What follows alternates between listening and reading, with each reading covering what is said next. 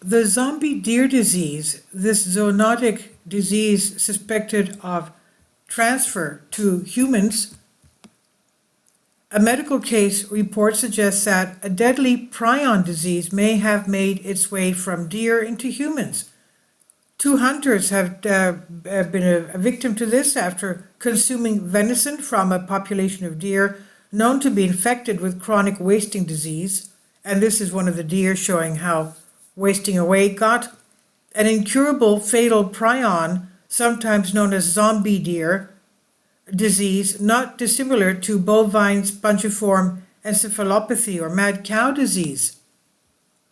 A team of doctors at University of Texas report a 72-year-old man was a victim after presenting with rapid onset confusion and aggression. The man's friend, who was a member of the same hunting lodge, passed away at a later unspecified date after presenting with similar symptoms. The doctors note, a post-mortem determined that this second patient had died of Creutzfeldt-Jacobs disease, aka Prion disease.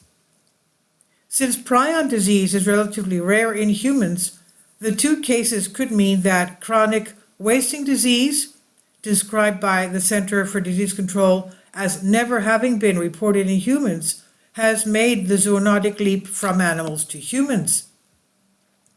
Prion's disease, known as Creutzfeldt-Jacobs disease or CJD in humans, are kind of terrifying. Prions are proteins that have not folded properly and therefore don't really function the way they should.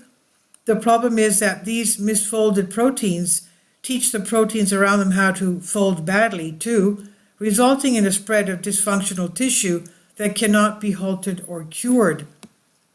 The spread of prions through the brain tissue produces symptoms very similar to a kind of fast-track dementia to which the patient eventually succumbs. Since CJD does not produce any kind of immune response, it's practically impossible to diagnose in a living patient.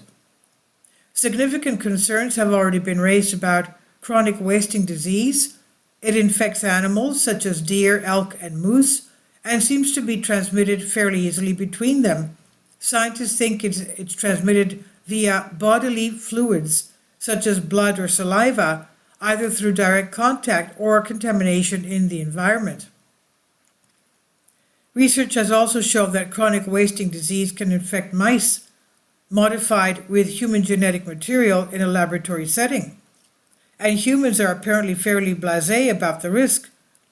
A study all the way back in 2019 noted that some 7,000 to 15,000 animals with the disease were being eaten every year, a number that was likely to increase by 20% annually. It's not known for certain whether the two men described in the case reported succumbed to chronic wasting disease or whether their illness had another source. Prion disease may emerge spontaneously, for example, although that is, as far as we can tell, extremely rare. The case report also does not mention from whence the two men hailed, but the disease can be found across the North American continent in wild populations, including at least 32 states in the US and across Canada. It can also be found among farmed deer.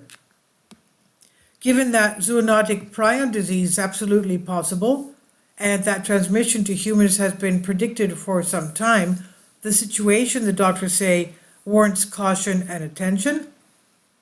They write, although causation remains unproven, this cluster emphasizes the need for further investigation into the potential risks of consuming CWD-infected deer and its implications for public health. Clusters of sporadic CJD cases may occur in regions with CWD-confirmed deer populations, hinting at potential cross-species prion transmission. Surveillance and further research are essential to better understand this possible association. The report has been published in Neurology and is on Science Alert by Michelle Starr. So don't eat any venison or deer meat or whatever because of this. Please leave your comments and thank you for your support. Kindly support my Patreon account The daily posts are 5 videos daily, and they are totally different from what I have on my YouTube channel. Thank you so much for your support and that you find all my content so interesting. You'll find the Patreon account details in the description box below.